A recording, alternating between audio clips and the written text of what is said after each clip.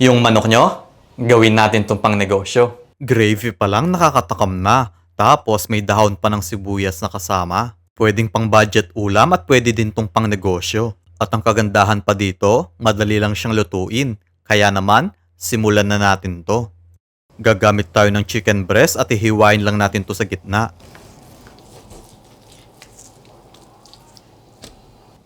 Panipisin natin gamit ang meat mallet.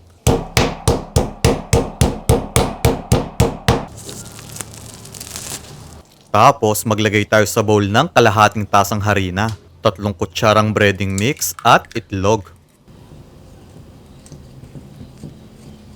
Nagbuhos lang ako ng konting tubig dito. Next, isawsaw natin sa butter yung ating manok.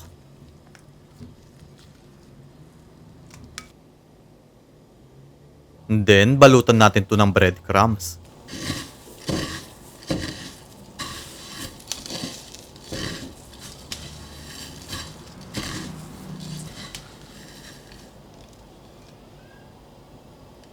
Guys, gagamitin ko yung puting non-stick pan ko.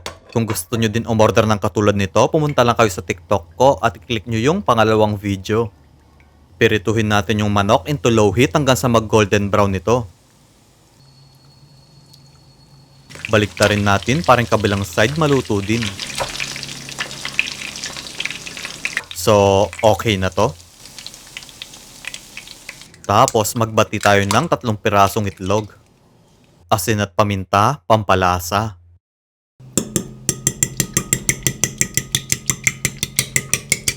Then, pirituhin natin to.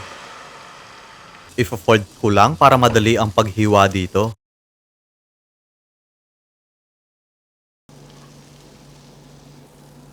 Tapos, dahon ng sibuyas ang pang-garnish ko. Bale, hihiwain lang natin to into strips. At para bumilog, ibabad natin sa tubig. Then, 1 kutsarang margarine ang tutunawin ko. 1 kutsarang harina. 1 tasang tubig. At 1 pirasong beef cubes. Maglagay din tayo ng paminta, pampalasa.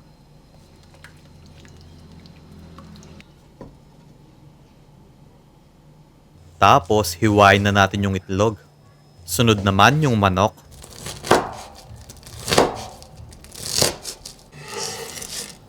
Ilalagay ko lang sa ibabaw ng kanin ko. Kamatis naman, pampaganda. Ilagay na din natin yung itlog dito. Then, ibuhos na natin yung gravy. At pinakahuli yung dahon ng sibuyas. O, diba? Ang dali lang ng pagluluto nito.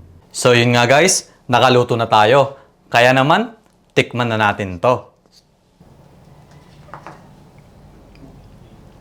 Mas masarap siguro kung lagyan pa natin ng gravy. Uy. Malasang malasa. Tapos, bagay na bagay pa yung gravy dito.